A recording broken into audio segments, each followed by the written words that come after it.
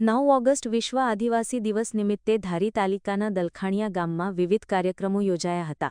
સ્વદિવાળીબેન ભીલનું વતન દલખાણીયા ગામમાં વર્ષોથી મોટી સંખ્યામાં આદિવાસી સમાજના લોકો વસવાટ કરે છે. વિશ્વ આદિવાસી દિવસની ઉજવણી પ્રસંગે ગામમાં નવનિર્મિત આદિવાસી કમ્યુનિટી હોલનું ઉદ્ઘાટન કરવામાં આવ્યું હતું. લોકોની સુવિધા અને વિકાસના પ્રશ્ન માટે સતત રજૂઆતો કરતા ધારી પત્રકાર સંઘના પત્રકારોના શુભ હસ્તે હોલનું ઉદ્ઘાટન કરાયું હતું. આ પ્રસંગે આદિવાસી સમાજના આગેવાનો, યુવાનો, બાળકો અને મહિલાઓનું સ્વાગત કરવામાં આવ્યું હતું. પરંપરાગત વેશભૂષા અને તીરકામઠાથી સજ્જ ભવ્ય શોભાયાત્રા યોજાઈ હતી. સમગ્ર કાર્યક્રમમાં આદિવાસી સંસ્કૃતિની ઝલક જોવા મળી હતી. અમે દલખાણીયા ગામના રહેવાસી છીએ.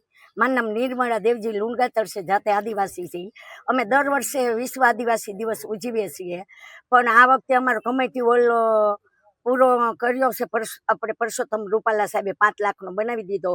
તો મારી એવી હેતુ હતું, મોટા અધિકારીને બધાય બોલાવે, તો મારે એવું હતું કે પત્રકાર તો ગામો ગામ બધાને વિદેશ ઇન્ડિયામાં ગમે ત્યાં સમાચાર પોગાડે. તો મેં એવું વિચાર્યું કે આજ આપણે પત્રકારને બોલાવીને એના હાથે ઉદ્ઘાટન કરાવીએ. અને અમે મૂળ નિવાસી છીએ, આદિવાસી, જલ જંગલ ને જમીનના અસલી વારસદાર અમે છીએ. અમે પેડ વાવીએ છીએ, પણ અમારો એક હેતુ એવો છે કે પેડ વાવો બધાય, અને કોઈ ઠેકાણે વરસાદ નથી પડતો તો એનું કારણ એ છે કે પેડ હતા એ કાપી નાખ્યા.